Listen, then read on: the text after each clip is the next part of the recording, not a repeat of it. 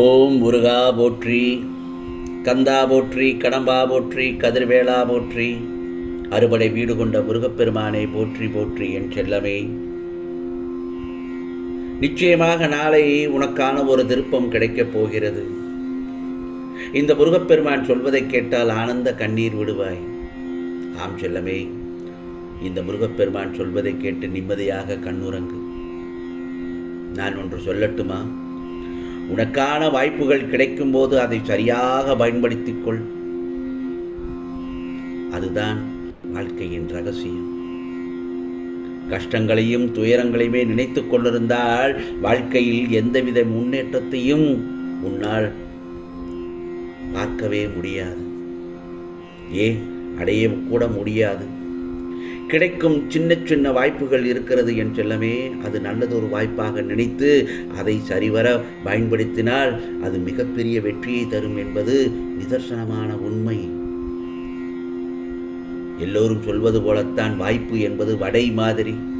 நாம தான் அதை காக்கா போல தேடி போய் பிடிக்க வேண்டும். எதுவும் உன்னை வீடு தேடி வரும் என்று காத்திருக்க கூடாது. சந்தர்ப்பங்கள் என்பது சிதறி போய்தான் கிடக்கும். சரியான வாய்ப்புகள் பயன்படுத்தி கொண்டோம் என்றால் அது நம்மளை தேடி வெற்றியை நோக்கி நம்மளை இழுத்து கொண்டே போய்கொண்டே தான் இருக்கும். இதற்கெல்லாம் முதலில் என்ன வேண்டும் என்றால் தெரியுமா? தைரியமாக இருக்க கற்றுக்கொள்ள வேண்டும். கோழையாக இருக்க கற்றுக்கொள்ளக்கூடாது. கோழை பயத்தில் இருந்து விடுபட்டு வெளியில் வா.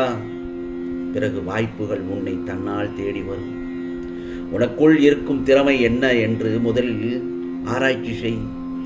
சின்னதொரு திறமை இருந்தால் கூட அதை பற்ற வைத்து விட்டால் பெரிய தீயாக பழம்பாக உன்னிடத்தில் உள்ள திறமை வெளிவந்துவிடும்.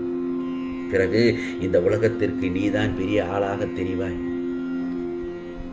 என் மீதான நம்பிக்கையும் விசுவாசமும் என்றும் உறுதி கொண்ட நிலையில் இருக்கிறதல்லவா? அது என்றும் மாறாது. அதனால் நீ எதற்கும் பயப்படக்கூடாது, கலங்கக்கூடாது என் செல்லமே. எத்தனை நாட்களுக்கு பிறகு சிலருடன் நீ பேசினாலும் பாசம் அவர்களிடம் அப்படியே தான் இருக்கும்.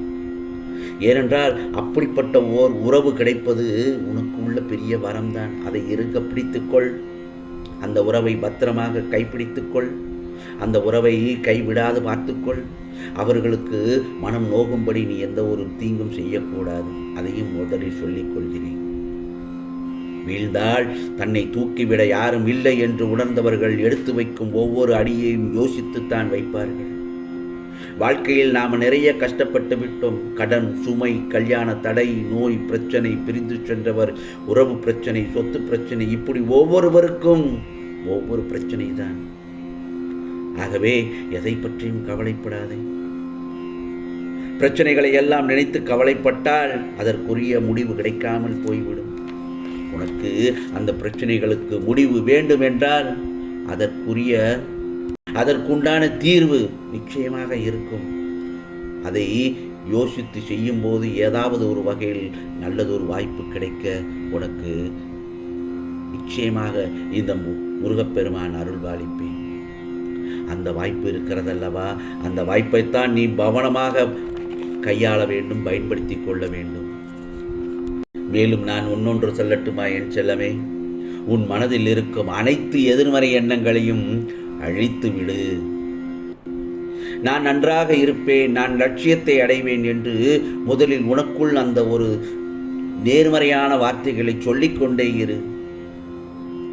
அப்படி நீ சொல்ல சொல்ல உனக்குள் ஒரு நம்பிக்கை, தெளிவு, சந்தோஷம், தெளிவு, புத்தி தெளிவு எல்லாம் கிடைக்கும். அப்போதுதான் உன் வாழ்வில் வெற்றியும் அமைதியும் ஏற்படும். நேர்மையாக நல்ல எண்ணத்துடன் நல்லதொரு சிந்தனைகளை செய்து கொண்டே இரு. நான் எதிர்பார்க்கும் எந்த நன்மையும் நடக்கவில்லை, கெடுதலே நடக்கின்றது என்று எதிர்மறையாக புலம்பிக் கொண்டே இருக்காதே. நான் ஒன்று சொல்லட்டுமா? சில விஷயங்களை நீ எதிர்பார்த்து நடக்காமல் போனால் உனக்கு தீமைதான் என்று நீயே முடிவு எடுத்துக் கொள்ளக்கூடாது.